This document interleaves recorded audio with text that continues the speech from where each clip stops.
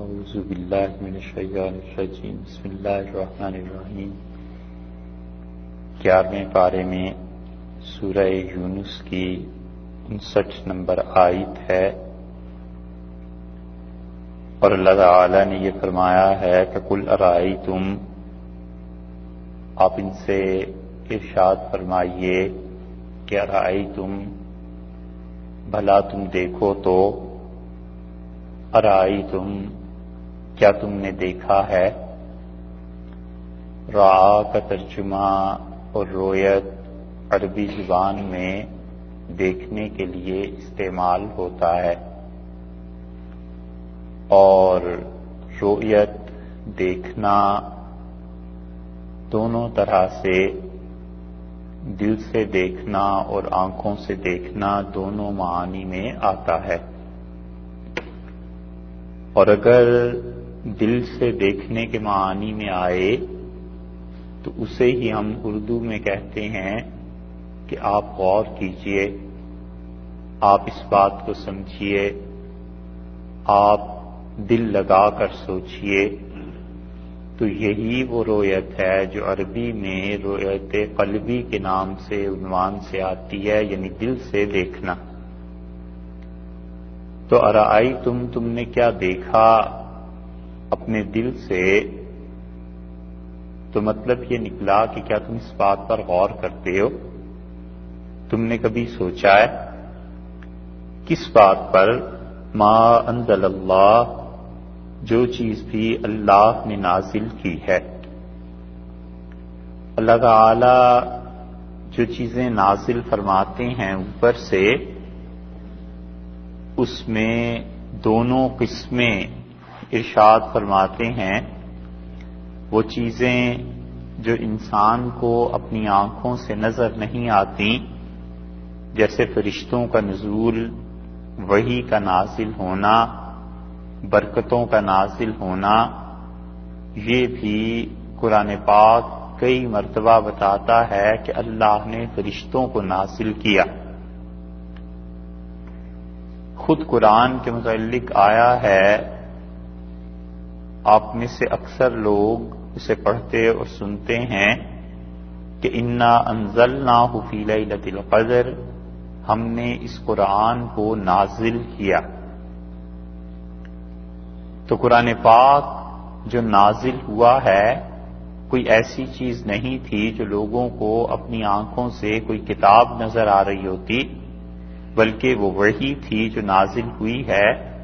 تو اللہ تعالی نزول کے لفظ کا اطلاق اس پر بھی فرماتے ہیں، اور ان چیزوں پر بھی جن چیزوں کو انسان اپنے ہوش و حواس سے محسوس کرتا ہے۔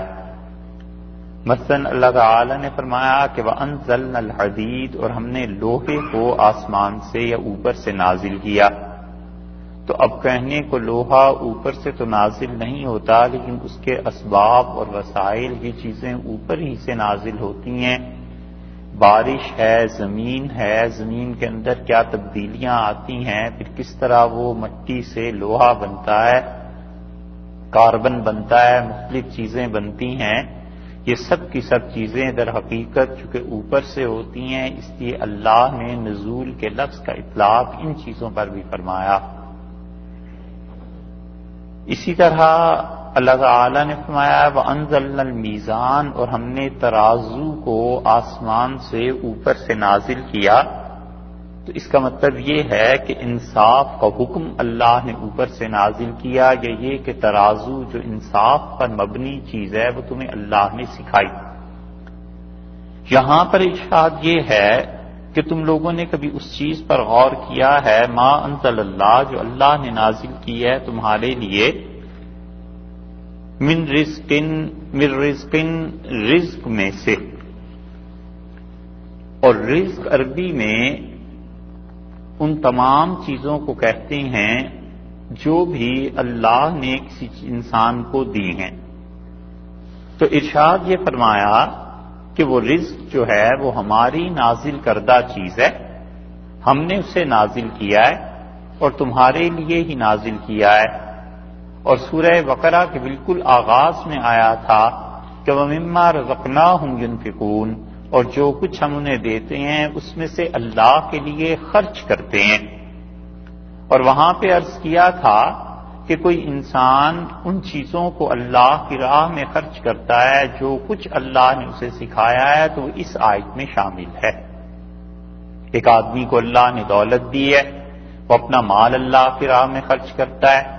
ایک آدمی کو اللہ تعالیٰ نے روپوں اور پیسوں کی بجائے فصلیں دی ہیں، اس کی زراعت ہے، اس کو اللہ کی راہ میں خرچ کرتا ہے۔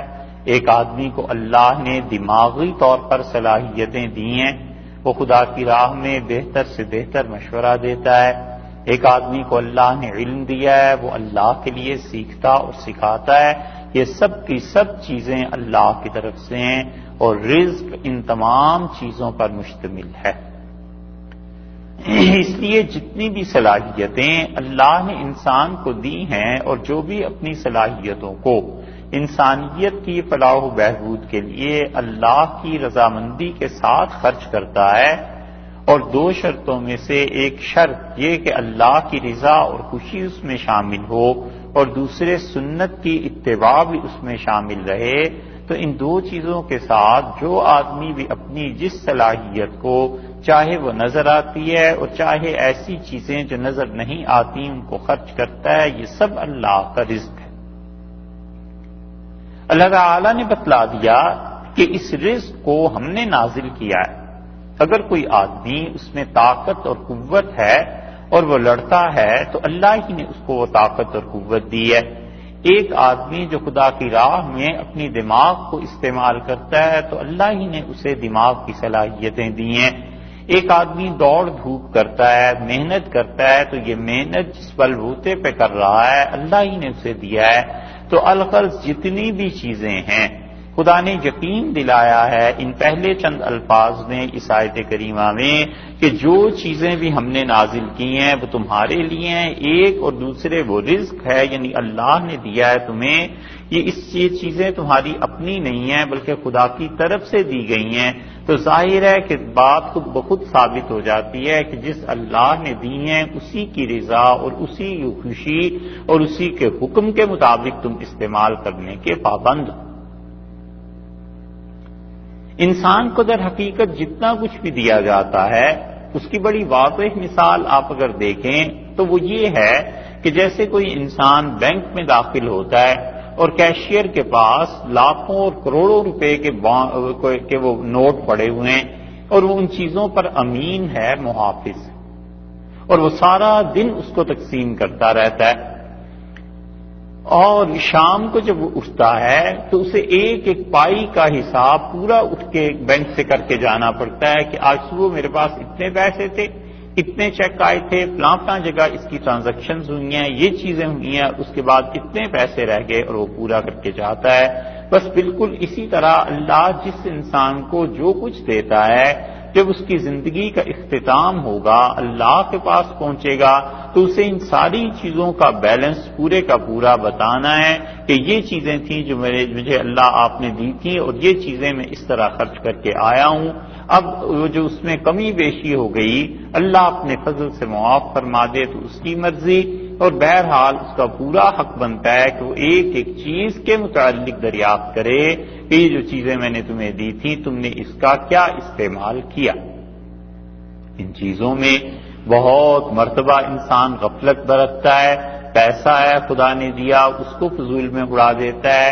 اسی طرح یہ جسم اللہ نے جو دیا ہے اس جسم کو بھی یہ سرکاری مشینری ہے، جو کہ اپنی چیز ذاتی نہیں ہے۔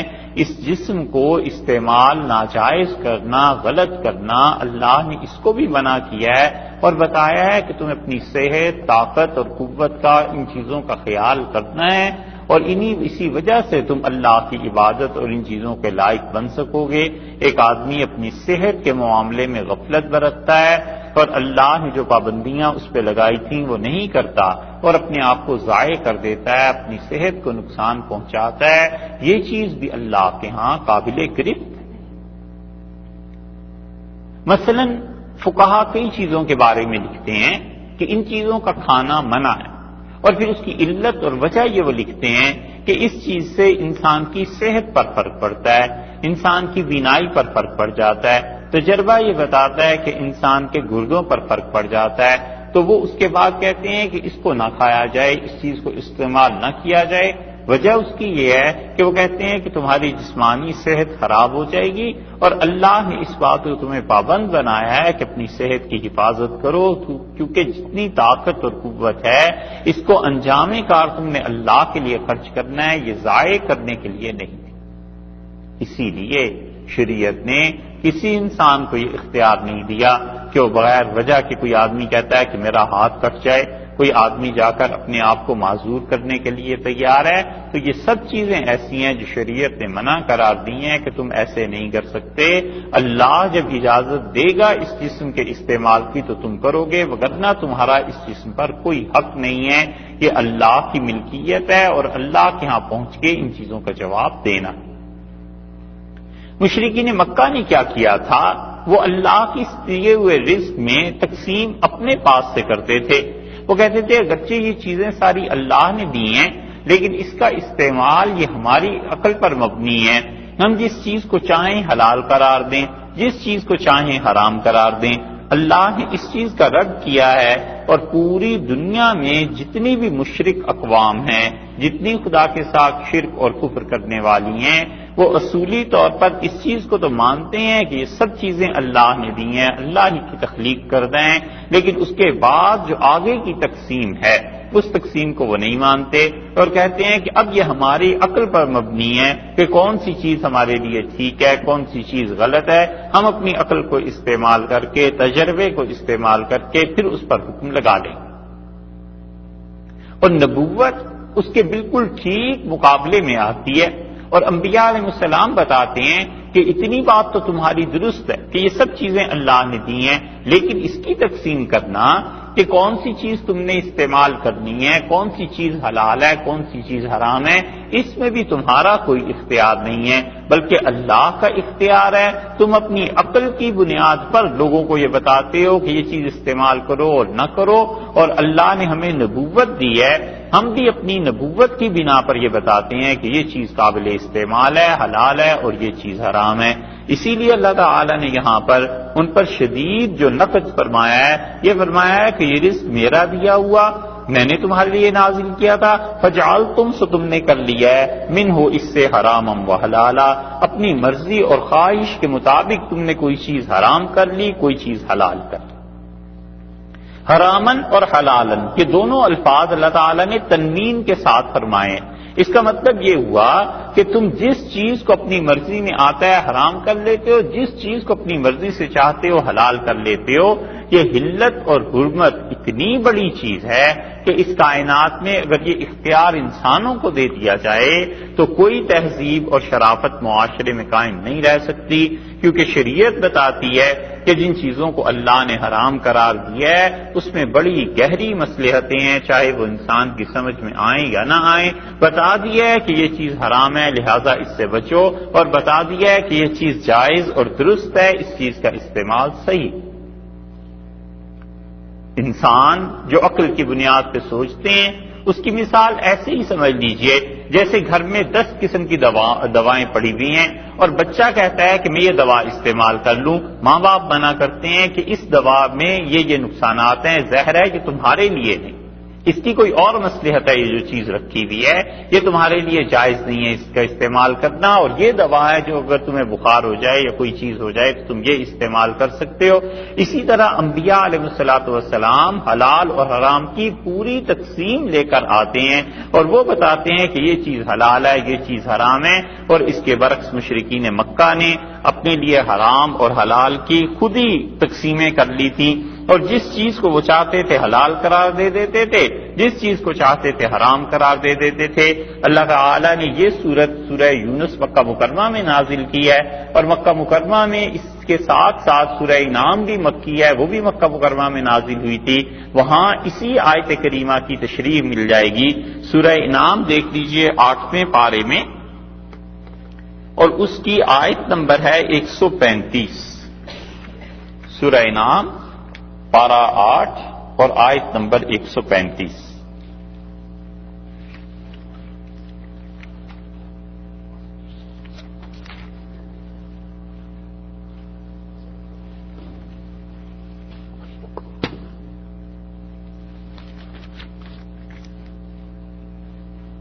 8واں پارہ ہے، 6ٹھی سورہ ہے سورہ انعام، اور اس کی آیت نمبر 135 میں دیکھیے. اب وہ تو اجمالاً اللہ نے ایک اصول بیان کر دیا کہ رزق ہم نے دیا اور حلال اور حرام کی تقسیم یہ جو تم کر رہے ہو غلط ہے، وہ حلال اور حرام کی تقسیم ہم کریں گے.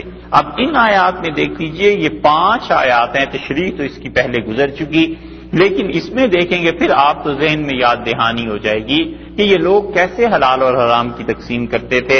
اللہ نے فرمایا وَجَعَلُوا لِلَّهِ، اور یہ اللہ کا حصہ نکالتے ہیں، مِمَّا زَرَعَ مِنَ الْحَرْثِ، جو کھیتی زمین سے اگتی ہے، فصلیں اس میں سے جو پیدا ہوتی ہیں، خدا کا حصہ الگ کرتے ہیں. وَالْأَنْعَامِ، اور جو مویشی ہیں، جو چوپائے ہیں، اس میں بھی نصیباً ایک حصہ خدا کا الگ کر دیتے ہیں. فَقَالُوا هَذَا لِلَّهِ بِزَعْمِهِمْ، اور اپنے خیال کے مطابق، اپنے گمان کے مطابق، اپنی ناقص عقل کے مطابق وہ حصہ الگ کر کے کہتے ہیں کہ یہ حصہ تو اللہ کا ہوا، وَهَذَا لِشُرَكَائِنَا، اور یہ حصہ جو ہے باقی جو رہ گیا ہے، یہ فصل اور یہ مویشی، یہ ہم نے ان شریکوں کے لیے رکھا ہے جنہیں ہم خدا کا شریک ٹھہراتے ہیں اور بناتے ہیں. اب کوئی پوچھے ان سے کہ یہ چیز آخر کیا ہے، یہ تقسیم تم نے کیسے کر دی، تو بات وہی ہے کہ اپنی عقل کی بنیاد پر کہ یہ خدا کے شریکوں کا حصہ اور یہ خدا کا حصہ. فَمَا كَانَ لِشُرَكَائِهِمْ، اور ان کا دوسرا اور بھی ایک ظلم دیکھو، جو چیز ان کے شریکوں کی ہے فَلَا يَصِلُ إِلَى اللَّهِ، یہ اس کا حصہ اللہ تک نہیں پہنچنے دیتی. جو بتوں کے نام پر ایک چیز الگ کر لی ہے، اگر اس میں سے کوئی جانور، کوئی کھیتی، کوئی اس کا حصہ تھوڑا بہت ادھر آ جائے خدا کی طرف تو فوراً الگ کر دیتے ہیں. وَمَا كَانَ لِلَّهِ فَهُوَ يَصِلُ إِلَى شُرَكَائِهِمْ، اور جو حصہ اللہ کا ہے اس میں سے کوئی جانور ادھر چلا جائے، اس میں سے کچھ کھیتی ادھر چلی جائے بتوں کے لیے، تو کہتے ہیں بالکل ٹھیک ہے. اور توجیہ اور تعویل ہمارے دور میں یہ کرتے ہیں، وہ کہتے ہیں جی یہ اللہ کے پیارے ہیں، اللہ کے اچھے ہیں، ان کو دے دیا، ان کا حصہ ہوا، اللہ ہی کا حصہ ہوا، اس سے اللہ کی طرف کیا بھیجنا ہے، سارا انہیں دے. اللہ نے فرمایا فَمَا كَانَ لِشُرَكَائِهِمْ فَلَا يَصِلُ إِلَى اللَّهِ، جو چیز حصہ ان کے شریکوں کا ہے وہ اللہ کی طرف نہ پہنچے، اور جو اللہ کا حصہ ہے وہ ان کے شریکوں کی طرف پہنچے. سَاءَ مَا يَحْكُمُونَ، کتنا برا انصاف ہے جو یہ کرتے ہیں، کتنی بری بات ہے یہ جو کرتے ہیں، یہ انصاف کا تقاضا ہے. وَكَذَلِكَ زَيَّنَا، اور اسی طرح بھلی کر کے دکھا دی گئی ہیں لِكَثِيرٍ مِّنَ الْمُشْرِكِينَ، بہت سے مشرکوں کو، قتل اولادہم، اپنی اولاد کو قتل کرنا، شرکاؤہم، اپنے شریکوں کے نام پہ اللہ کو چھوڑ دینا اور اپنی اولادوں کو بھیٹ چڑھانا ان بتوں کی. اور یہ مشرکین کا ہمیشہ سے طریقہ رہا ہے، جب بھی دنیا میں باطل مذاہب کا غلبہ ہوا ہے انہوں نے اولادوں کو بتوں کے نام پر چڑھائے. کالی دیوی کے نام پہ اب تک بر صغیر میں بچوں کو چڑھاتے رہے ہیں. اب بھی کبھی کبھی سالوں میں صحیح لیکن ایک آدھ واقعہ آ جاتا ہے کہ دیوی کے نام پہ اپنے بچوں کو ذبح کر دیا. اسی طرح بہت سی چیزیں اللہ نے فرمایا یہ مشرک ان کی نظر میں بڑی اچھی چیز کر کے دکھائی ہے، لِيُرْدُوهُمْ، تاکہ اپنے بچوں کو ہلاک کریں اپنے ان بتوں کے نام پہ، وَلِيَلْبِسُوا عَلَيْهِمْ دِينَهُمْ، اور یہ ان کا دین ان پہ خلط ملط ہو گیا ہے. ان کے حق جو دین تھا اس میں بہت سی باطل چیزوں کی آمیزش ہو گئی ہے. وَلَوْ شَاءَ اللَّهُ مَا فَعَلُوا، اور اگر تیرا پروردگار چاہتا تو یہ کام نہ ہوتے اس دنیا میں، لیکن اللہ نے لوگوں کو چونکہ اختیار دے دیا ہے اس لیے یہ ہو رہے ہیں. اگر خدا جبر کرتا تو کوئی بھی ایسے نہ کرتا. فَذَرْهُمْ وَمَا يَفْتَرُونَ، سو چھوڑ دے انہیں، اور جو کچھ یہ تقسیم غلط کر رہے ہیں حلال اور حرام کی اسے بھی چھوڑ دیجیے. ایک چیز، دو چیزیں ہو گئی، ایک مویشی اور جانور، اور تیسری چیز ان کی اولاد ہو گئی. اب آگے دیکھیے پھر فرماتے ہیں وَقَالُوا هَٰذِهِ أَنْعَامٌ، اور کہتے ہیں کہ یہ کچھ جانور ہیں، وَحَرْثٌ، اور یہ کھیتیاں ہیں، حِجْرٌ، یہ منع ہے، پابندی ہے ان پہ، یہ جانور اور یہ کھیتی کوئی استعمال نہیں کر سکتا. لا يطعمها الا من نشاء بزعمهم، اور اپنے خیال کے مطابق کہتے ہیں کہ جس کو ہم اجازت دیں گے وہ استعمال کرے. کھیتی اللہ نے دی، جانور اللہ نے دیے، اور بجائے اس کے کہ اللہ کی تقسیم کو مانتے کہتے ہیں جو ہم تقسیم بتاتے ہیں بس اس کے مطابق کرنا. اور وہ کیا تقسیم بتاتے تھے؟ وہ وہی کچھ بتاتے تھے جو ان کے پنڈت اور براہمن اس زمانے کے پجاری جو بیت اللہ میں بیٹھے رہتے تھے جس طرح کی وہ تقسیم بتاتے تھے ایسے کرتے تھے۔ وَأَنْعَامٌ حُرِّمَتْ ظُهُورُهَا، اور ایسے بھی مویشی ہیں جن پر سواری کرنا حرام ہے۔ سواری کے لیے کہتے ہیں بالکل یہ جانور استعمال نہیں ہو سکتے۔ اس کی بڑی واضح مثال آپ کو ہندوستان میں مل جائے گی کہ کتنے ہی جانور ہیں جن کو ہندو اپنے بتوں کے نام پر چھوڑ دیتے ہیں اور کہتے ہیں کہ ان کو بالکل نہیں چھونا، اور ہمارے یہاں مل جائے گی پاکستان میں کتنے ہی مویشی اور جانور اولیاء اللہ کی خانقاہوں پہ، ان کے قبروں پہ، مزاروں پر چھوڑ دیتے ہیں کہ بس بالکل اس کو ہاتھ نہیں لگانا، یہ تو حضرت کے نام کا ہے۔ اللہ نے فرمایا وَأَنْعَامٌ لَا يَذْكُرُونَ اسْمَ اللَّهِ عَلَيْهَا، اور یہ مشرکین ایسے بھی ہیں کہ ذبح کرتے ہوئے اللہ کا نام نہیں لیتے، افتراء علیہ، جھوٹ بولتے ہیں، سیجزیہم بما کانوا یفترون، یہ جو جھوٹ بولتے ہیں خدا اس کی شدید سزا انہیں دے گا۔ اللہ تعالیٰ کا جلال دیکھا ہے، ایک ایک رسم کو خدا نے ان کی توڑا ہے اور چیلنج کیا ہے، اس لیے کہ چیزیں اللہ کی اور حکم ان کا چلے۔ یہ بالکل ایسے ہی ہے جیسے کسی انسان کو کوئی نوکر رکھ لیتا ہے اور کہتا ہے صاحب یہ میرا گھر ہے، اس گھر میں تم رہو، تمہیں کچھ کام کرنے ہیں، ہماری خدمت کرنی ہے، کسی کی بھی خدمت کرنی ہے، یہ چیزیں۔ وہ نوکر کہے صاحب نوکر تو میں آپ کا ہوں، لیکن آپ کے گھر میں آئندہ سے کیا ہوگا یہ سارا اختیار میرا۔ میں چاہوں تو آپ کے بستر کو ادھر سے نکال کے دالان میں لگا دوں، اور چاہوں تو آپ کو 2 دن فاقے پہ رکھ دوں، اور چاہوں تو آپ کے علاوہ جس کو چاہوں یہ چیزیں دیتا رہوں۔ تو ایسے نوکر کا پھر کیا انجام کہ گھر کسی کا، مالک کوئی، اس گھر کے اندر جو چیزیں ہیں وہ کسی اور کی، اور ایک نوکر جو عارضی طور پر رکھا گیا ہے 60 سال کے لیے، 70 سال کے لیے، زمانے میں اس کی حیثیت ہی کیا ہے 60-70 سال کی، وہ اپنے خیال سے کہتا ہے کہ صاحب یہ چیز حلال اور یہ چیز حرام اور اس سے ایسے اور اس سے ایسے۔ اللہ نے فرمایا اور ظلم دیکھو وَقَالُوا مَا فِي بُطُونِ هَٰذِهِ الْأَنْعَامِ، اور کہتے ہیں کہ جو مویشی ہیں جو کچھ ان کے ہاں پیدا ہوگا بچہ خالصۃ لذکورنا، یہ صرف ہمارے مرد کھائیں گے، ومحرم علی ازواجنا، اور یہ ہماری عورتوں کے لیے حرام، عورتیں اس میں سے نہیں کھا سکتی، صرف مرد کھائیں گے۔ کتنی رسومات برے صغیر میں ایسی ہیں کہ یہ کنڈے پک رہے ہیں، یہ فلاں چیز ہو رہی ہے، فلاں بزرگ کی نیاز ہو رہی ہے، اور اسے صرف عورتیں کھائیں گی، مرد نہیں کھا سکتے۔ مغلوں میں جہانگیر نے جب شادی کی تھی نور جہان سے، تو نور جہان کے پہلے شوہر کا انتقال ہو چکا تھا، اور جو بادشاہ سلامت لے آئے تو باقی جتنی تھی ان کو تو بڑی تکلیف ہوئی کہ اب یہ ایک اور سوکن آ گئی۔ تو انہوں نے نظر دینی شروع کی، نیاز شروع کی، اور انہوں نے کہا کہ یہ نیاز ہر مہینے پکا کرے گی، اور صرف اس میں وہ عورتیں شرکت کریں گی جن کی ایک شادی ہوئی ہے، 2 والی نہیں کر سکتی۔ اب یہ نیاز اللہ کے نام کی تھی یا اس کا جلاپا مقصود تھا؟ وہ ہر مہینے نیاز بٹا کرتی تھی، نور جہان نے تو جلنا ہی تھا کہ یہ گویا اس پر طنز تھا، تعریف تھی۔ اب مذہب کے نام پہ اسے جلانا بھی نہ بادشاہ منع کر سکے نہ کوئی اور کچھ کہہ سکے، تو ہر مہینے اسے اس جلاپے سے گزرنا پڑتا تھا۔ یہ چیزیں ہوا کرتی ہیں جو لوگ خالصتاً اپنے مفادات کے لیے دین کو استعمال کرتے ہیں۔ اللہ نے فرمایا انہیں دیکھو، یہ کہتے ہیں کہ جو کچھ یہ جانور کے ہاں بچے جنم لیں گے یہ صرف خالصۃ لذکورنا، ہمارے مرد اس میں سے کھا سکتے ہیں، عورتوں پر حرام ہے۔ وَإِن يَكُن مَيْتَةً فَهُمْ فِيهِ شُرَكَاءُ، اور اگر یہ بچہ مردہ پیدا ہو تو پھر سب مل کے کھائیں۔ اور دلیل کیا دیتے تھے؟ کہتے تھے مردار کو تم مسلمان حرام کہتے، یہ تو بات عقل میں آنے والی نہیں ہے۔ اللہ تعالی خود جس کو مار دے وہ حرام، اور جس کو تم خود مارو ذبح کرو وہ حلال اور وہ جائز۔ خود ذبح کرتے ہو اور کہتے ہو یہ کھا لو یہ جائز ہے، اور اللہ جب مار دے کسی کو تو پھر کیوں نہ جائز ہوا؟ وہ تو زیادہ جائز ہونا چاہیے۔ یہ تھی عقل، اور یہ عقل ان تمام چیزوں میں جن میں اللہ کی عبادت کا پہلو غالب ہوتا ہے بہت مرتبہ ٹھوکر کھا جاتی۔ عقل کی گرفت میں ساری چیزیں نہیں آیا کرتی۔ سیجزیہم وصفہم، اللہ ان کو سزا دے گا ان کی ان تقریروں کی یہ جو کرتے ہیں۔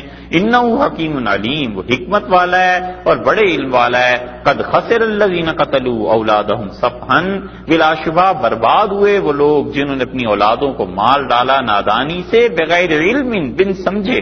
وحرموا ما رزقہم اللہ، اور جنہوں نے حرام کیا ان چیزوں کو جنہیں اللہ نے حلال کیا تھا، افتراء علی اللہ، اللہ پر جھوٹ بولتے ہیں، قد ضلوا، یہ گمراہ ہوئے، وما کانوا مہتدین، اور یہ ہدایت پر آنے والے نہیں۔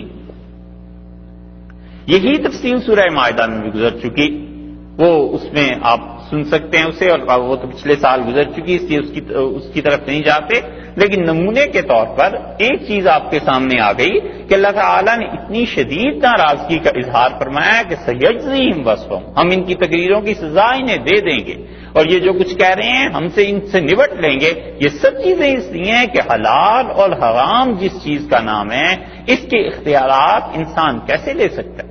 اسی لیے اس صورت میں یہاں پہ اور آگے سورہ نحل میں بھی اللہ تعالیٰ نے فرمایا وَلَا تَقُولُوا لِمَا تَصِفُ أَلْسِنَتُكُمْ، اپنی زبانوں کو کبھی اتنا مت اجازت دو، اتنی کھلی نہ چھوڑ دو کہ تم کو یہ چیز حلال ہے اور یہ چیز حرام ہے، جب تک کہ اللہ کا حکم ثابت نہ ہو جائے کہ کون سی چیز حلال اور کون سی چیز حرام۔ یہاں پر فرماتے ہیں کہ ان لوگوں کو دیکھو، انہیں کیا ہو گیا ہے، اللہ نے رزق کو بھیجا ہے، اللہ نے رزق کو نازل کیا ہے، اور پھر فجعلتم منہ حراما وحلالا، اپنی مرضی سے، اپنی خواہش سے جس چیز کو تم چاہتے ہو حلال قرار دے دیتے ہو، جس چیز کو تم چاہتے ہو حرام قرار دیتے ہو۔ قل، آپ فرمائیے، اللہ اذن لکم، کیا اللہ نے تمہیں اس بات کی اجازت دی ہے؟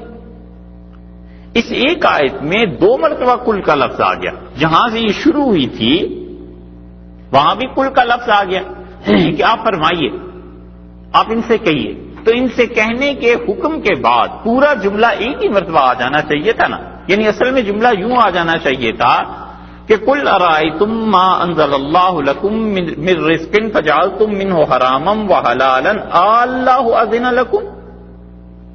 یہ کل درمیان میں کیوں لائے ہیں دوبارہ؟ کہ آپ ان سے کہیے کہ جو رزق اللہ نے نازل کیا ہے، جسے تم میں سے کوئی جس کو چاہو حلال کرو، جس کو چاہو حرام کرو، تم یہ کہتے ہو، کہیے، پھر پوچھئے ان سے کیا اللہ نے تمہیں اجازت دی ہے؟ مفسرین کہتے ہیں یہ دوبارہ اس کل کا لانا، اس کا مطلب ہے اس حکم میں تاکید کا پیدا کرنا ہے کہ آپ ان سے پھر پوچھئے کہ کیا اللہ نے تمہیں اجازت دی ہے؟ ہم علی اللہ، کیا تم اللہ تعالیٰ پر تفترون، جھوٹ بولتے، اللہ تعالیٰ پر الزام لگاتے ہو۔ ہم کا مطلب فقہا نے، یہ مفسرین نے یہاں کیا ہے بلکہ قل اللہ اذن لکم، کہ یہ کیا اللہ نے تمہیں اجازت دی ہے، بلکہ اصل حقیقت یہ ہے کہ تم اللہ پر بہتان باندھتے ہو۔ اللہ نے کسی پر وحی نازل نہیں کی تم میں سے کہ تمہیں اختیار دے دیا ہو کہ یہ حلال ہے یہ حرام ہے، حتیٰ کہ رسول اللہ صلی اللہ علیہ وسلم کے متعلق بحث ہوئی ہے اور مفسرین نے کیا ہے کہ کیا رسول اللہ صلی اللہ علیہ وسلم کو یہ اختیار حاصل تھا کہ وہ کسی چیز کو حلال اور حرام قرار دے دیں، اور پھر اس کے بعد وہ کہتے ہیں کہ رسول اللہ صلی اللہ علیہ وسلم کو جب تک اللہ کی طرف سے اجازت اور حکم نہیں ملتا تھا کہ یہ چیز حلال ہے یا حرام ہے، اس وقت تک محض اپنی رائے مبارکہ سے ویسے نہیں کرتے تھے۔ اس لیے جتنی بھی چیزیں اللہ نے انسانوں کو دی ہیں، اس کی حلت اور حرمت کا سب سے بڑا اور واضح طریقہ یہ ہے کہ نبوت فیصلہ کرے کہ کیا چیز حلال ہے اور کیا چیز حرام، اور نبوت کے بعد پھر اللہ تعالیٰ نے دوسری اجازت دے دی کہ لوگ استنباط کریں، اجتہاد کریں، اور اجتہاد کے ذریعے سے جو چیزیں حلال اور حرام کے درجے میں آتی ہیں ان کا وہ درجہ نہیں ہے جو نبوت کے حلال اور حرام کا درجہ ہے، کیونکہ انبیاء علیہ الصلوۃ والسلام براہ راست اللہ سے سن کر ان چیزوں کو کہتے ہیں، اللہ کی وحی کے مطابق کہتے ہیں کہ یہ حلال ہے یہ حرام ہے، اور اس حلت اور حرمت کو بدلنا یہ کفر ہے۔ انبیاء علیہ السلام نے بتایا کہ شراب حرام ہے، اب کوئی آدمی یہ کہتا ہے کہ حلال ہے تو وہ کافر ہو جائے گا، اور کفر کی وجہ یہ ہے کہ اس نے اس چیز کو چیلنج کیا ہے جو اللہ نے اپنے نبی صلی اللہ علیہ وسلم پر نازل کی۔ اور ایک حلال اور حرام وہ ہے جو مجتہدین کے درمیان ہے، مثلا زرافہ ہے، فقہا کی ایک جماعت اسے کہتی ہے یہ حلال اور جائز ہے، ایک جماعت ہے جو اسے کہتی ہے حرام ہے۔ گھوڑا ہے، گھوڑے کے متعلق خود حنفی فقہا میں سے کچھ قائل ہوئے ہیں کہ یہ حلال ہے، کچھ کہتے ہیں حرام ہے۔ تو اب یہ جو حلال اور حرام ہے اس کی بنیاد نبوت نہیں ہے، اس کی بنیاد اجتہاد ہے۔ تو جب اجتہادی امور میں حلت اور حرمت ہوتی ہے تو یہ کفر اسلام کا مسئلہ نہیں بنتا، بلکہ بعض اوقات تو بالکل گمراہی کا مسئلہ بھی نہیں بنتا، صرف یہ کہا جاتا ہے کہ چونکہ باقی فقہا اسے حرام کہتے ہیں لہذا انسان اس سے اجتناب کرتے۔ ایک چیز تو یہ ہو گئی کہ اللہ تعالیٰ نے فرمایا کیا ہم نے اجازت دی ہے تمہیں؟ ہماری اجازت کے بغیر ہماری چیزوں پر فتوے لگانا کہ یہ حلال اور حرام، یہ چیز درست نہیں ہے، بلکہ بات یہ ہے کہ اللہ پر جھوٹ بولتے. وما ظن الذین، اور پھر فرمایا اللہ پر جھوٹ بولنا کیا گمان ہے تمہارا، الذین وہ لوگ جو کیا کرتے ہیں، یفترون علی اللہ الکذب، اللہ پر جھوٹ باندھتے ہیں، یوم القیامہ، قیامت کے دن میں، یعنی قیامت کے بارے میں ان افترا کرنے والے مشرکین کا کیا خیال ہے؟ اس آیت کا ترجمہ ذرا سا مشکل ہے. دیکھیے پہلے فرمایا وما ظنوا، اور کیا گمان ہے، الذین ان لوگوں کا، یفترون جو جھوٹ باندھتے ہیں، علی اللہ الکذب جو اللہ تعالیٰ کے متعلق جھوٹ بولتے ہیں، یوم القیامہ قیامت کے دن. تو بظاہر ایسے سمجھ میں آتا ہے کہ کیا گمان ہے ان لوگوں کا جو اللہ تعالیٰ پر جھوٹ بولتے ہیں قیامت کے دن، یعنی قیامت کے دن انہیں اس کی سزا ملے گی. لیکن حقیقت میں بات یہ ہے کہ وما ظن الذین، کیا گمان ہے، کیا سمجھے ہیں وہ لوگ جو جھوٹ باندھتے ہیں اللہ تعالیٰ پر یوم القیامہ، قیامت کے دن کو، قیامت کے دن میں نہیں، قیامت کے دن کو وہ کیا سمجھے ہیں، یعنی قیامت کا دن جب آئے گا یقیناً انہیں سزا ملے گی. وما ظن الذین یوم القیامہ، اور کیا گمان ہے ان لوگوں کا قیامت کے دن کو، قیامت کے دن میں پھر اس دن جو سزائیں ملیں گی. یہ قیامت کے متعلق کیا سمجھتے ہیں؟ یہ یوم قیامت کو بھی یہی کہتے تھے کہ قیامت تو آنی ہی نہیں، ہم زندہ ہیں، مر گئے، مٹی میں مل گئے، ختم ہو گئی بات. اللہ نے فرمایا ایسی بات نہیں ہے. قیامت کی جب یاد رہے گی تو یقیناً پھر یہ احساس پیدا ہوگا کہ جو اللہ نے کہا ہے ہمیں ان چیزوں کو دیکھنا ہے، یہ تھوڑی ہے کہ ہم اپنی مرضی سے کوئی بات کر لیں گے.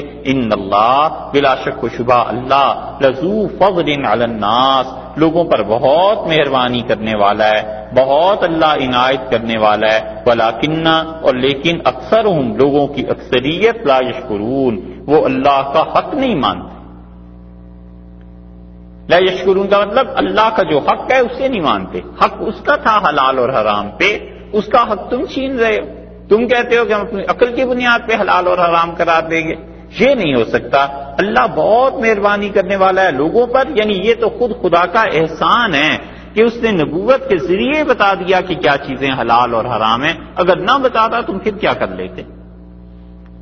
اللہ تعالیٰ اگر یہ کہہ دیتا کہ گوشت بالکل حرام ہے، کسی بھی جانور کا نہیں کھا سکتے، پھر کیا کر لیتے؟ اللہ تعالیٰ اگر کہہ دیتا کہ نباتات حرام ہے تو پھر کیا کر لیتے؟ یہ تو اللہ نے فضل فرمایا کہ اس نے تمہیں رزق دیا، اور رزق کے بعد حلال اور حرام ان چیزوں کی تفصیل بھی بتا دی. اور اگر خدا تمہیں چھوڑ دیتا ایسے ہی تو پھر کیا کرتے؟ اور اسی سے ملتی جلتی بات وہ بھی ہے کہ اللہ نے صرف رزق کے معاملے میں یہ حکم نہیں دیا. انسان ذرا سا اپنے آپ کو بلند نظر کر کے سوچے اور وسعت سے سوچے، زندگی جتنی بھی ہے اللہ نے اس میں حرام اور حلال کی پابندیاں لگائیں. اللہ تعالیٰ نے تقسیم کر دی ہے. خدا نے بتا دیا ہے کہ یہ چیزیں جائز ہیں، یہ چیزیں ناجائز ہیں. اللہ نے ہر جگہ تقسیم کر دی ہے کہ ان چیزوں کے قریب بھی مت جانا، یہ چیزیں تمہارے لیے درست نہیں. تعلیم ہے، اللہ نے بتا دیا ہے کس قسم کی تعلیم جائز ہے، کس قسم کی تعلیم ناجائز ہے. انسان کی صلاحیتیں ہیں، اس کا کیا میدان ہونا چاہیے، اللہ ہی نے اجازت دی ہے بعض چیزوں کی اور اللہ ہی نے روک دی ہے. انسانوں کی، قوموں کی تہذیب ہے، اس تہذیب میں کیا چیزیں، کیا اثرات مرتب کرتی ہیں، اللہ تعالیٰ نے بتا دیا ہے کہ ان چیزوں سے باز رہنا کیونکہ ان کے اثرات برے پڑیں گے. نشہ آور چیزوں کو اللہ نے منع کر دی. اس نے بتایا ہے کہ جب نشہ اور یہ چیزیں عام ہو جائیں گی تو تمہارے معاشرے میں کیسی تبدیلیاں آ جائیں گی، اور دیکھو ان چیزوں میں نہیں پڑنا.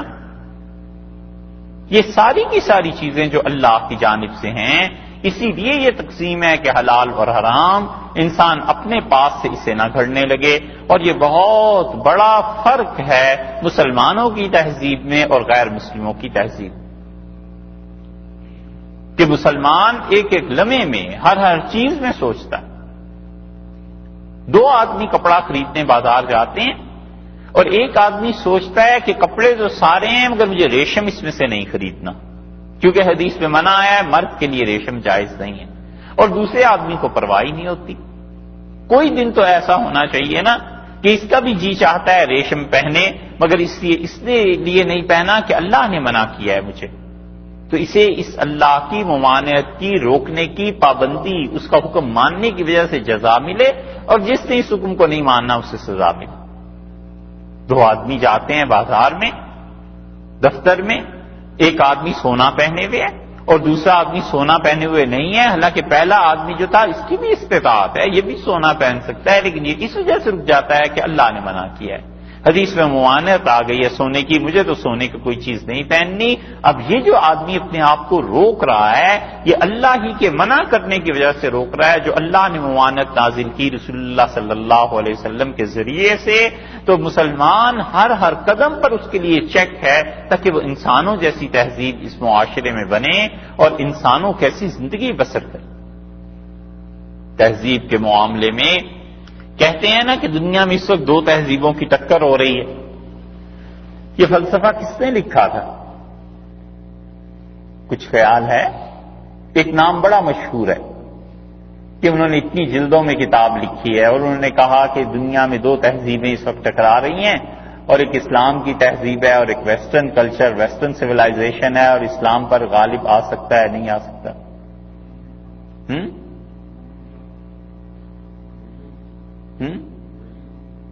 اونچا بولیے، کیا بولے؟ نہیں، دوڑائیے دماغ۔ ٹائن بی کا نام سنا؟ کہتے ہیں نا ٹائن بی نے لکھا ہے، تو امید تو نہیں کہ ٹائن بی کو کسی نے پڑھا ہوگا یہاں پہ، یعنی اس کی وہ تہذیب والی کتاب، وہ ہے کوئی 12-15 جلدوں میں جو کچھ بھی اس نے لکھا ہے، لیکن ہمارے ہاں آج کل یہ نام بہت سننے میں آ رہا ہے۔ جدھر جاؤ جو تھوڑا سا پڑھے لکھے ہیں وہ کہتے ہیں جی ٹائن بی نے جو کچھ لکھا ہے اب یہی فلسفہ ہے، یہی تصادم برپا ہو رہا ہے، اور حیران ہوتے ہیں ہم کہ اس ٹائن بی کا نام لوگ اتنی آسانی سے لیتے ہیں کہ انہیں کچھ پتا نہیں ہے کہ وہ آدمی کون تھا۔ یہ ابھی کی بات ہے، گاندھی جی کی 100ویں سالگرہ منائی گاندھی پیس فاؤنڈیشن کلکتہ میں، اور خاص طور پہ معاف کیجیے گا ان ہندوستانی مسلمانوں کو کیا ہو گیا، ان کے اپنے دیش اپنے ملک میں ایسی چیزیں ہوتی ہیں اور یہ بالکل بے خبر ہیں، جیسے ایک ہال میں بند ہیں اور انہیں باہر نہیں نکلنا۔ گاندھی پیس فاؤنڈیشن تھی اور انہوں نے 100 سالہ جب تقریبات منائیں گاندھی جی کی پیدائش کی، تو اس میں انہوں نے ٹائن بی سے کہا کہ آپ اس موقع پہ مضمون لکھ کے بھیجیں، آپ آئیں کلکتہ میں اس میں شرکت کریں، تو انہوں نے شرکت کی بجائے ایک مضمون لکھ بھیجا، اور اسٹیٹسمین اخبار نکلتا تھا کلکتہ سے، اس میں نبی کریم صلی اللہ علیہ وسلم کے خلاف جتنا وہ لکھ سکتے تھے انہوں نے لکھا، وہ چھپا۔ جب چھپا تو کلکتہ میں مسلمانوں نے ہنگامہ کیا، شہید ہو گئے، یہ سارا کچھ ہوا ہے۔ اور اس کے بعد ایک مدت تک اخبارات میں چھپتا رہا کہ ٹائن بی نے یہ حرکت کی ہے، ٹائن بی کو معافی مانگنی چاہیے، یہ چیزیں۔ اب یہ پچھلے 20-25 سال میں بالکل مسلمان بھول گئے اور انہیں پتہ ہی نہیں ہے کہ کون آدمی تھا، کس نے کیا لکھا تھا۔ یہ اسی طرح ہے جس طرح سلمان رشدی کا معاملہ کتنا تازہ ہے ہم لوگوں کے سامنے، اور آج سے 25 برس کے بعد کوئی آدمی حوالہ دینے لگے کہ جی ٹائن بی بہت بڑا، یہ سلمان رشدی بہت بڑا مفکر تھا، اس نے یہ لکھا تھا، یہ لکھا تھا۔ یہ مسلمانوں کی غفلت کا حال ہے۔ ان کی غفلت کی ایک اور مثال آپ سے عرض کریں، ہمارے یہاں ہندوستان کا تو معلوم نہیں، پاکستان میں بیکن ہاؤسز کھلے ہوئے ہیں نا، ہندوستان میں بھی نہیں ہے۔ بیکن ہاؤس جو ہمارے یہاں ہے ملک میں ٹاپ کے اسکولوں میں ایک اسکول شمار کیا جاتا ہے، اور ان کا کہنا یہ ہے، واللہ عالم شاید اس میں مبالغہ بھی ہو، انہوں نے کہا ہم 1 لاکھ بچے ہر سال پاکستان میں معاشرے میں لا رہے ہیں جو پڑھے لکھے، تعلیم میں ان کی خدمات جو بھی ہیں، جو پڑھاتے ہیں، اس سے بحث نہیں۔ کئی ایک سے ہم نے پوچھا، خود ان کے اسکول والوں سے بھی، کہ آخر بیکن کا نام لکھنے کی کیا بات تھی؟ انہوں نے کہا جی بہت بڑے ماہر تعلیم تھے، اول تو یہ بھی نہیں پتا تھا، چلو لیکن کسی ایک بیچارے نے کہہ ہی دیا 100 میں سے۔ ہم نے کہا اسے بھی کبھی پڑھا ہے؟ فرانسس بیکن جو تھے بات اتنی سی تھی کہ انہوں نے تعلیم پر کام کیا، اور جب تعلیم پہ کام کیا تو انہوں نے بولڈنس کے نام سے ایک مضمون لکھا جو کلاسیکل انگلش کی بکس میں ابھی بھی آپ کو مل جائے گا، اور اس مضمون میں انہوں نے بتایا کہ تعلیم کے کیا اثرات ہوتے ہیں، کیا کیا چیزیں ہوتی ہیں، اور پھر انہوں نے رسول اللہ صلی اللہ علیہ وسلم کی مثال دی کہ دنیا میں جو لوگ، یعنی اس کا خلاصہ یہ ہے کہ وہ کہتے ہیں دنیا میں جو لوگ دھوکے سے کام کیا کرتے ہیں ان میں ایک محمد صلی اللہ علیہ وسلم بھی۔ انہوں نے اپنی قوم کو یہ دھوکہ دیا کہ وہ کہتے رہے کہ دیکھو اس پہاڑی کو میں بلاؤں گا تو یہ میرے پاس آ جائے گی، اور لوگ اس پہ یقین کر بیٹھے کیونکہ زمانہ ایسا تھا، جاہلیت کا دور تھا۔ اور پھر یہ ہوا کہ جب پہاڑی کو بار بار بلانے کے باوجود وہ نہیں آئی تو انہوں نے یہ چالاکی کی والعیاذ باللہ کہ وہ خود اٹھ کے پہاڑی کے پاس چلے گئے، اور انہوں نے کہا پہاڑی میرے پاس آ جائے یا میں پہاڑی کے پاس چلا جاؤں، بات تو ایک ہی ہے۔ تو لوگ سادے تھے، مان گئے تھے۔ تو تعلیم میں ایسے بھی لوگ آ جاتے ہیں جو یوں دوسروں کو بے وقوف بناتے ہیں، دھوکہ دیتے ہیں۔ یہ سارا مضمون کا چھپا، اس وقت لوگوں نے اس پہ احتجاج بھی کیا۔ یہ ابھی کی بات ہے، 1916 تک 18 تک اس کے خلاف مضامین مسلمان لکھتے رہے، اور آج دیکھ لیجئے، آج اسی کے نام پہ پورے ہمارے ملک میں سکولز قائم ہیں، بہترین سکول اسے سمجھا جاتا ہے۔ یہ ایسے ہی ہے جیسے سلمان رشدی کے ہنگامے ہم سب کی نظر میں ہیں، اور آج سے 50 برس کے بعد سلمان رشدی کے نام پہ سکول کھل جائیں۔ اسی طرح ہے نا، اس سے بحث نہیں ہے سیاست میں کیا ہو رہا ہے، ایک لفظ ہمیں اس کے متعلق نہیں کہنا، لیکن دنیا کے مسلمہ حقائق میں سے ہے کہ جس جگہ پہ ہم بیٹھے بات کر رہے ہیں، جو کچھ بھی ہے یہاں کے لوگوں کے لیے اسامہ کا نام قابل نفرت ہے۔ کیا کوئی بھی یہ تصور کر سکتا ہے کہ آج سے 50 سال بعد امریکہ میں ایک پوری سیریز اسکول کی کھل جائے کہ اسامہ پبلک ہائی اسکول؟ نہیں ہو سکتا، اس لیے کہ قوموں میں زندگی ہے، قوموں میں جان ہے، وہ جانتے ہیں کون دشمن ہے کون دوست ہے، اور ان کا حق بنتا ہے کہ اپنے دشمن اور دوست کا وہ انتخاب کریں، کچھ بھی کریں۔ اس سے بحث نہیں کہ جو کچھ ہو رہا ہے وہ کیا ہے، ہمارا تو موضوع ہی نہیں ہے۔ ہم صرف یہ کہتے ہیں کہ مسلمانوں کا حال دیکھو کہ آج سے 90 برس 80 برس قبل جو لوگ رسول اللہ صلی اللہ علیہ وسلم کے توہین اور گستاخ اور ان کے مرتکب سمجھے جاتے تھے، آج وقت ایسا آ گیا ہے کہ انہی کے نام پہ سکولز کھل رہے ہیں، انہی کے نام پہ ہمارے بچے پڑھ رہے ہیں۔ یہ کیا چیز ہے؟ یہ تہذیب ہے۔ اللہ نے اسی لیے بتایا ہے کہ حلال اور حرام کے اختیارات یہ صرف اللہ کے پاس ہیں، تم اپنی عقل سے کام لے کے حلال اور حرام کرنے لگو، ہم تو اس کی اجازت نہیں دے رہے۔ یہ خدا کا قول صرف رزق کے بارے میں ہی نہیں، انسانوں کی تہذیب کے بارے میں بھی ہے، تمدن کے بارے میں بھی ہے، ان تمام چیزوں کے بارے میں ہے جن اسباب جن فیکٹرز کی وجہ سے معاشرہ تشکیل پاتا ہے۔ اور اللہ نے فرمایا ہم تو لوگوں پر بڑے مہربان ہیں، جہاں تک ہے ہم رعایت کرتے ہیں لوگوں کی، انہیں سہولتیں دیتے ہیں، ولیکن اکثرهم لا یشکرون، لیکن ان میں سے اکثر لوگ ایسے ہیں جو ہمارا حق نہیں مانتے، ہمارے اس حق کو تسلیم نہیں کرتے۔ رزق ہم دیں، سہولتیں ہم دیں، اور حلال اور حرام ہونے کے وقت میں یہ اپنی عقل کو لے آئیں، یہ بات نہیں ہو سکتی۔ وما تکون فی شأن، اور ہمارے نبی صلی اللہ علیہ وسلم وما تکون فی شأن، اور آپ کسی حال میں نہیں ہوتے۔ شان کا مطلب حال، قرآن نے کئی جگہ یہ لفظ استعمال کیا ہے، سورہ رحمان میں بھی آیا نا، کل یوم هو فی شأن، اور اللہ کی ذات ہر دن نئی آن میں ہے، اللہ کی ذات کو ہر دن نیا کام ہے، اللہ تعالی کی ذات کے لیے ہر دن ایک نئی حالت ہے۔ حالت سے مراد کام ہے، حالت سے یہ مراد نہیں ہے کہ وہ تبدیل ہوتا رہتا ہے، کیونکہ اللہ کے بارے میں ہم سب کا عقیدہ اللہ تعالیٰ کے بارے میں یہ ہے کہ الآن کما کان، اللہ آج بھی ویسے ہی ہے جیسے وہ اس کائنات کے آغاز میں تھا، جیسے ہمیشہ سے ہے اور ہمیشہ رہے گا۔ اللہ کی ذات پاک میں کوئی تبدیلی نہیں۔ تو وما تکون فی شأن، ارے ہمارے نبی صلی اللہ علیہ وسلم آپ جس حال میں بھی ہوں، اب کسی حالت میں بھی ہوتے ہیں، وما تتلو، اور یہ جو ترجمہ کیا ہے کہ آپ جس حالت میں بھی ہوتے ہیں، یہ مرادی معنی ہے اس کے، اور اگر آپ لغت کے اعتبار سے کریں گے اس کا ترجمہ تو پھر یہ ما نافیہ بن جائے گا کہ وما تکون فی شان، اور آپ کسی حالت میں نہیں ہوتے، وما تتلو منہ من قرآن، اور آپ کسی وقت بھی قرآن پاک کی تلاوت نہیں کر رہے ہوتے، ولا تعملون من عمل، اور نہ ہی لوگوں تم کسی کام کو کر رہے ہوتے ہو، الا مگر کنا علیکم شہودن، ہم تمہیں دیکھ رہے ہوتے. تو سب چیزوں کی نفی کر کے آخر پہ اللہ نے اس بات کر دیا جو عربی کے قواعد کے مطابق ہے، لیکن مراد اس کی لیں ترجمے میں تو پھر یہ ہو جائے گا کہ آپ جس حال میں بھی ہوتے ہیں. تو لغت میں دیکھ لیجئے تو وہ یہ بنے گا کہ وما تکون فی شان، اور آپ کسی حالت میں بھی نہیں ہوتے. اب رسول اللہ صلی اللہ علیہ وسلم کی زندگی کی ساری حالتوں کے متعلق کہہ دیا کہ کوئی بھی آپ کی حالت ہو، اور ظاہر ہے کہ ان کے مختلف حالات ہوتے تھے، جیسے انسان ہے، کھانا پینا، سونا، اٹھنا بیٹھنا، لوگوں سے ملنا، نماز پڑھنا، خدا کی عبادت کرنا، تلاوت کرنا، مختلف حالات ہیں.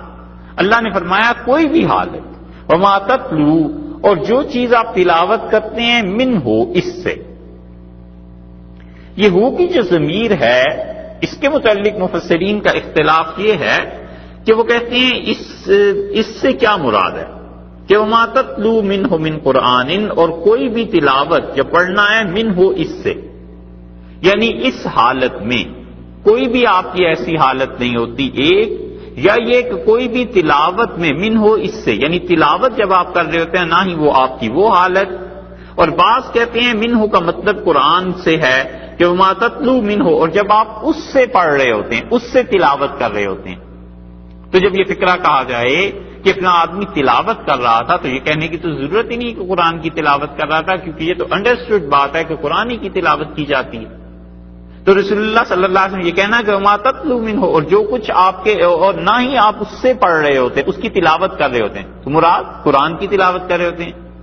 تو جو اس من ہو کی ضمیر شان کی طرف لوٹاتے ہیں وہ کہتے ہیں کہ اللہ نے آگے جب کہہ دیا ہے قرآن تو پھر ہو کی ضمیر قرآن ہی کیوں مراد لیتے ہو؟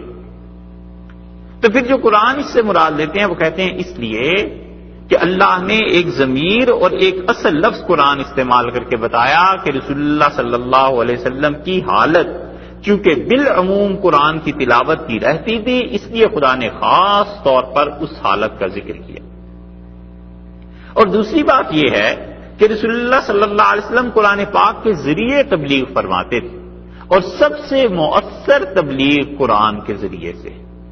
اسی لیے مفسرین کہتے ہیں کہ جو آدمی بھی دین کی تبلیغ کرے اسے چاہیے سب سے زیادہ وہ قرآن پاک کے دلائل پر غور کرے اور قرآن کے ذریعے دلیل کو پیش کرے، تاکہ انسان جو دوسرا ہے وہ اس پر سوچنے پہ مجبور ہو کہ اللہ نے اپنی کتاب میں جو کچھ کہا ہے یہ کتنی بڑی حقیقت. وما تتلو منہ من قرآن، اور آپ جو اس سے تلاوت کر رہے ہوتے ہیں یعنی قرآن ہی سے، ولا تعملون من عمل، اور لوگوں کوئی بھی عمل جو تم کر رہے ہوتے ہو، الا مگر کنا علیکم شہودن، ہم اس پر گواہ ہوتے ہیں، ہم اس کام کو دیکھ رہے ہوتے ہیں، ہم حاضر ہوتے ہیں ان تمام کاموں پر. اللہ تعالی نے اس آیت کریمہ میں اپنے علم کا اظہار فرمایا ہے اور ساری چیزوں پر اپنی قدرت کا اظہار کیا ہے. ابھی سورہ یونس میں پچھلے کچھ دن پہلے گزر چکا تھا کہ آپ سے عرض کیا تھا کہ آگے ایک آیت آ رہی ہے اور اللہ تعالیٰ نے تنقیح کر دی ہے، تفصیل بیان کر دی ہے کہ اس کائنات کی کوئی چیز ایسی نہیں ہے جو ہمارے علم سے نکلی ہوئی ہو. وہ یہ آیت تین چیزیں ارشاد فرمائیں. ایک تو رسول اللہ صلی اللہ علیہ وسلم سے شروع کیا اور نے کہا کوئی آپ کی ایسی مصروفیت نہیں ہے، اور دوسرے قرآن پاک کی تلاوت. یہ دو چیزیں ہو گئیں، یہ حالتیں تو ہو گئیں دونوں رسول اللہ صلی اللہ علیہ وسلم کی. اب غور کریں ان الفاظ پہ تو ان الفاظ میں صرف ضمائر آ رہی ہیں واحد کی، یعنی ایک شخص سے بات کی جا رہی ہے اور ظاہر ہے کہ وہ شخص رسول اللہ صلی اللہ علیہ وسلم ہے. اب اس کو اگر آپ خاص مخاطبہ قرار دیتے ہیں کہ اسپیشلی رسول اللہ صلی اللہ علیہ وسلم سے کہا ہے تو قرآن فوراً اس کے بعد اس خاص سے عام کی طرف آ گیا ہے کہ ولا تعملون من عمل، اور لوگوں کوئی بھی کام جو تم کرتے ہو. تو پہلے خاص طور پہ مخاطب رسول اللہ صلی اللہ علیہ وسلم تھے اور ان کی دو حالتیں ذکر کرنے کے بعد کہ آپ جس مصروفیت میں بھی ہوں اور جو آپ قرآن پڑھ رہے ہوں، اس کے بعد عام انسانوں پہ آ گیا کہ لوگوں تم جو کوئی بھی عمل کر رہے ہوتے ہو الا کنا علیکم شہودن، مگر یہ کہ اس کام پہ ہم حاضر ہوتے ہیں، ہم دیکھ رہے ہوتے ہیں، ایک ایک لمحہ تمہاری زندگیوں کا ہماری نگاہ کے سامنے. تم جن چیزوں کو حرام اور حلال قرار دیتے ہو اور جو کام کرتے ہو یہ سب کے سب ہمارے سامنے ہیں. اس تفیضون فی، جب تم ان کاموں میں گھس جاتے ہو، جب تم ان کاموں کو کرنے لگتے ہو، جب تم ان کاموں میں مصروف ہوتے ہو، ہر کام ہماری نگاہ میں ہے. تم جتنی ہماری معصیت اور نافرمانیاں کرتے ہو، گناہ کرتے ہو، ہم دیکھ رہے ہوتے ہیں. جتنی اطاعتیں کرتے ہو ہم دیکھ رہے ہوتے ہیں. اور حقیقت یہ ہے کہ اس ایک انسان کا تصور انسان کے ذہن میں بیٹھ جائے اس ایک آیت کریمہ کا، تو انسان کی ہمت نہ پڑے گناہ کرنے کی کہ میرا پروردگار مجھے دیکھ رہا. اسی لیے دوسری جگہ فرمایا ہے الم یعلم بان اللہ یرا، کیا آدمی نہیں جانتا کہ اس کا رب سے دیکھ رہا ہے. انہ کان بہ بصیرا، اللہ تعالیٰ ہر چیز کو دیکھتا ہے، ہر چیز پر گواہ ہے. فرمایا رسول اللہ صلی اللہ علیہ وسلم سے کہ آپ کی ساری حالتیں ہمارے سامنے. تو مفسرین نے کہا کہ اس پہ گویا ان کی تعریف کی، اپریشیٹ کیا کہ آپ کی حالتیں اتنی اچھی ہیں کہ ہم آپ سے خوش ہیں. اور خاص طور پہ جب آپ قرآن کی تلاوت کر رہے ہوتے ہیں تو اللہ اس سے بہت ہی خوش ہوتا ہے. اور رسول اللہ صلی اللہ علیہ وسلم ایک دن قرآن پاک کی تلاوت رات کو کسی نے کی، اور حدیث میں آتا ہے حضرت عائشہ رضی اللہ عنہا کہتی ہیں کہ رسول اللہ صلی اللہ علیہ وسلم مسجد میں تشریف لے گئے اور آپ نے پوچھا کہ رات کون قرآن پڑھ رہا تھا، تو معلوم ہوا کہ ابو موسیٰ اشعری رضی اللہ عنہ پڑھ رہے تھے. تو رسول اللہ صلی اللہ علیہ وسلم نے فرمایا ابو موسیٰ تمہیں تو اللہ نے ایسی آواز دی ہے جیسے حضرت داؤد علیہ الصلوۃ والسلام کو دی گئی تھی. تو انہوں نے عرض کیا کہ اللہ کے رسول اگر مجھے پتا ہوتا کہ آپ قرآن پاک کو سن رہے ہیں تو میں تو اور زیادہ قرآن پاک کی تلاوت کرتا اور اچھی طرح پڑھتا. اور اسی لیے ایک دوسری روایت میں آیا ہے رسول اللہ صلی اللہ علیہ وسلم نے فرمایا اللہ کسی چیز کو اتنے غور سے نہیں سنتا جتنا کہ وہ اپنے نبی صلی اللہ علیہ وسلم کے قرآن پڑھنے کو، اس کی تلاوت کو سنتا ہے.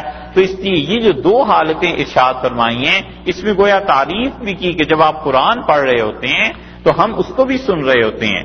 اور پھر انسانوں کو بتایا تیسری حالت میں کہ کوئی بھی عمل تم کر رہے ہوتے ہو لوگوں، مگر یہ کہ ہم اس میں کیا ہوتے ہیں، گواہ ہوتے ہیں. اس تفیضون فی، جب تم اس کام میں کو کر رہے ہوتے ہو، انجام دے رہے ہوتے ہو. ایک بات تو یہ ہو گئی کہ تخصیص انسان پہلے رسول اللہ صلی اللہ علیہ وسلم کی، اس کے بعد اسے جنرلائز کیا، تعمیم کر دی انسانوں کی. اب اس کے بعد تیسرا درجہ دیکھیے کہ صرف انسان ہی نہیں، اس کائنات کا ایک ایک ذرہ، ایک ایک چیز اللہ کے علم اور اس کے قبضہ قدرت میں. وما یعزب، اور ارشاد فرمایا کہ غائب نہیں ہے. یعزب اصل میں عزبا، اور عازب کہتے ہیں اس انسان کو جو گھاس کی تلاش میں دور نکل جائے. عربوں کا جو معاشرہ تھا جانور تو لازمی تھے، ہر ایک گھر میں ہوتے تھے جانور، بکریاں اور اونٹ اور کوئی نہ کوئی چیز تو وہ رکھتے تھے. تو کہتے تھے رجل عازب، ایسا آدمی جو گھاس کی تلاش میں دور نکل گیا، نظروں سے غائب ہو گیا. اور اسی لیے عز اس کو بھی کہتے ہیں جس کی شادی نہ ہوئی بھی ہو یا جس کی بیوی نہ ہو، کیونکہ وہ بھی تنہا ہوتا ہے. اور اسی لیے حدیث میں ایک جگہ آیا ہے کہ من قرأ القرآن فی 40 یوما، جس آدمی نے 40 دن میں قرآن پڑھا، رسول اللہ صلی اللہ علیہ وسلم فقد عزب، اس انسان نے بہت دیر کر دی، تنہا ہو گیا. یعنی 40 دن سے پہلے اسے چاہیے تھا کہ قرآن کو پڑھ لیتا. یہ الگ بات ہے کہ مسئلہ یہ فقہا نے لکھا ہے کہ سال میں 2 مرتبہ پورے قرآن پاک کو پڑھنا سنت مؤکدہ ہے. عالمگیری میں جزیہ انہوں نے لکھا ہے، اور وجہ اس کی یہ ہے کہ رسول اللہ صلی اللہ علیہ وسلم کی جو وفات کا سال تھا اس میں جبریل امین سے آپ نے 2 مرتبہ سنا اور 2 ہی مرتبہ ان کو سنایا. اور حنفی فقہا کے ہاں خاص طور پہ امام ابو حنیفہ رحمۃ اللہ علیہ بہت اس بات پہ کوشش کرتے تھے کہ رسول اللہ صلی اللہ علیہ وسلم کا کسی بھی معاملے میں آخری فعل کیا تھا. وہ کہتے تھے یہ تلاش کرو کہ آخر پہ کیا چیز ہوئی تھی، کیونکہ ممکن ہے حیات طیبہ میں ایک کام کیا ہے، بعد میں وہ کینسل ہو گیا ہے، بعد میں کوئی اور حکم نازل ہو گیا ہے، تو کوشش کرو سب سے آخری فعل. تو آخری فعل تلاوت کے معاملے میں ہمیں یہ ملتا ہے کہ رسول اللہ صلی اللہ علیہ وسلم نے 2 مرتبہ قرآن پاک سنا اور 2 مرتبہ سنایا. اس وجہ سے فقہا کہتے ہیں کہ سال میں 2 مرتبہ پورے قرآن پاک کا پڑھنا یہ سنت موقدہ. اور جن احادیث میں یہ آ گیا ہے، یہ ترمذی کی روایت میں آتا ہے کہ رسول اللہ صلی اللہ علیہ وسلم جس نے 40 دن گزار دیے قرآن پاک کو پورا کرنے میں، فقط عذبا، اس نے بہت دیر کر دی، تنہا ہو گیا. تو مراد یہ تھی کہ بہتر یہ ہے کہ کوئی انسان 40 دن سے بھی پہلے ایک مرتبہ قرآن پاک کو پڑھ لے، تو مسلسل جب تلاوت کرتا رہے گا، مسلسل جیسے روز ایک پارہ پڑھتا رہے گا، تو قرآن پاک کے ساتھ اس کی اٹیچمنٹ رہے گی، اسے مانوس رہے گا، انس رہے گا، تعلق رہے گا. تو ارشاد فرمایا وما یعزب، اور کوئی غائب نہیں ہوتا عن ربک، تیرے پروردگار سے، من مثقال ذرۃ فی الارض، اس زمین میں ایک ذرہ برابر بھی کوئی چیز ایسی نہیں ہے، ولا فی السماء، اور نہ آسمان میں ایک ذرہ کے برابر چیز ایسی نہیں ہے جو تیرے رب سے غائب. پہلے رسول اللہ صلی اللہ علیہ وسلم، پھر عام انسان، اب عام انسانوں سے بھی نیچے اتر کے اللہ نے کائنات کی تمام چیزوں کو لے لیا کہ کوئی چیز تمہارے رب سے غائب نہیں. ذرہ عربی میں اصل میں کہتے ہیں سرخ چھوٹی سی جو بالکل چونٹی ہوتی ہے نا، بالکل خالص سرخ رنگ کی، ذرہ کہتے ہیں اسے. اور اسی سے یہ لفظ اردو میں آ گیا. ہم بھی بولتے ہیں نا ذرہ برابر. تو مطلب یہ ہوا کہ کوئی چیز تیرے پروردگار سے غائب نہیں. ولا اصغر من ذلک، اس سے بھی کوئی چھوٹی چیز، وہ جو چونٹی ہے نا ایک سرخ، اس سے بھی کوئی چھوٹی چیز، اس سے بھی کم رائی کا دانہ، اس سے بھی کم کوئی مٹی کا چھوٹا سا ٹکڑا ذرہ اس کا، ولا اکبر، اور نہ اس سے کوئی بڑی چیز، الا فی کتاب مبین، مگر وہ تیرے پروردگار کے علم میں ہے، وہ کھلی ہوئی کتاب میں درج ہے، کوئی چیز کائنات کی اس سے چھپی ہوئی نہیں ہے. اس لیے اس آیت میں رد آیا اس قوم کا، ان اقوام کا، خاص طور پہ ارسطو کا اور یونان کے ان فلاسفہ کا جو کہتے تھے کہ اللہ تعالی کا علم جو ہے وہ قدیم ہے. یعنی اللہ نے ایک بار جو چیزیں دیکھ لیں، طے کر دیں، وہ تو ہو گئیں، مگر روز روز جو چیزیں ہو جاتی ہیں وہ خدا کے علم میں نہیں آتی. وہ علم میں اسی وقت آتی ہیں جب انسانوں میں اس کا ظہور ہوتا ہے، سامنے آتی ہیں. تو ان کا رد ہو گیا. اور جو یہ کہتے تھے کہ اللہ تعالی کا علم جو ہے وہ اسی وقت پورا ہوتا ہے جب انسان اسے اطلاع دیں، زمین سے کوئی خبر سے پہنچے، علیہ باللہ، خدا نے ان سب کا رد کر دیا اور اس سے کہا اصل بات یہ ہے کہ پہلے دن سے یہ ساری چیزیں ہماری کتاب میں درج ہیں. اللہ کے لیے وہ دن جس دن اس نے آدم علیہ السلام کو زمین میں بھیجا، اور اللہ کے لیے وہ دن جو قیامت کا دن ہوگا، خدا کے علم میں سب برابر، کوئی چیز اس سے چھپی ہوئی نہیں. تو مطلب یہ ہوا کہ یہ جو تم حرام اور حلال کی تقسیم اپنے پاس سے کرتے ہو، اور تم اس کائنات میں جو ظلم اور زیادتیاں مچا رہے ہو، ایک ایک چیز ہماری نگاہ میں، اور ذرہ برابر آسمان اور زمین کی کوئی چیز، مگر وہ ہماری کتاب میں لکھی ہوئی ہے. کتاب سے کیا مراد ہے؟ یا تو کتاب سے مراد اللہ تعالی کا علم لے لیا جائے، اور کئی جگہ پر ایسے ہی ہے کہ اللہ تعالیٰ کے علم میں ہے، اور یا کتاب سے مراد کتاب مبین سے لوح محفوظ. اور لوح محفوظ وہ چیز ہے جس میں اللہ تعالیٰ نے سب چیزیں اپنے علم کے مطابق تحریر فرما دی تھی، اور کوئی چیز اس میں سے منسوخ ہو وہ اللہ ہی کا حکم سے منسوخ کرے. وہ جس چیز کو چاہے ثابت رکھے، جس چیز کو چاہے منسوخ فرما دے. اور اللہ تعالیٰ کی صفات میں سب سے بڑی صفت اللہ کی علم ہے، حتیٰ کہ ارادے سے بھی بڑی صفت اللہ کا علم ہے. ارادہ کرتے ہیں کہ کوئی چیز ہو جائے، یہ صرف سمجھانے کی بات ہے کہ ہم لوگ سمجھ لیں، وگرنہ تو اللہ کا ارادہ کچھ ایسے تھوڑا ہی ہے کہ جیسے ہم دماغ سے سوچتے ہیں اور 10 باتیں ہوتی ہیں کہ ہوگا یہ نہیں ہوگا. حق تعالی شانہ کا ارادہ بھی ایسی ہے جیسے اس کی پاک ذات کے قابل ہے. اس لیے ارشاد فرمایا ہے کہ ارادہ اللہ کا جب کسی چیز کے متعلق ہوتا ہے کہ ہو جا وہ ہو جاتی. اس ارادے کی قوت کا اندازہ اس سے لگاؤ کہ اب ہمارے ہاں لوگ کہتے ہیں یہ گلیکسی ہے، اس میں اتنے سیارے ہیں، اتنی چیزیں ہیں، اتنی چیزیں ہیں، ایک مرتبہ ارادہ فرما لیا کہ یہ کائنات پیدا ہو جائے، ہو گئی، ختم. اتنا زبردست ارادہ. اور ارادے سے بھی بڑی چیز وہ اللہ کا علم ہے. اسی لیے اللہ تعالی کی مختلف صفات کے مظہر مختلف انبیاء علیہ السلام تھے. حضرت موسیٰ علیہ السلام اللہ تعالی کی صفت کلام کا مظہر تھے، اللہ نے ان سے بات کی ہے. اللہ تعالیٰ نے فرمایا کلم اللہ موسیٰ تکلیما، اللہ تعالیٰ نے موسیٰ علیہ السلام سے باتیں کی جیسے کہ کلام کیا جاتا ہے، باتیں کی جاتی. حضرت عیسیٰ علیہ السلام اللہ تعالیٰ کی ایک اور صفت کا مظہر تھے، اور وہ خدا کی صفت تھی شفا دینا. اور رسول اللہ صلی اللہ علیہ وسلم کی عظمت اس اعتبار سے بھی تمام انبیاء علیہ السلام پر ثابت ہوتی ہے کہ وہ اللہ کی صفت علم کا مظہر. سب سے زیادہ علم اللہ نے انہیں دیا تھا انبیاء علیہ السلام میں، اور اس کے باوجود حکم یہ ہوا وقل رب زدنی علما، اور آپ اللہ سے دعا فرماتے رہیے کہ اللہ میرے علم میں اضافہ کر. یہ علم اتنی بڑی چیز.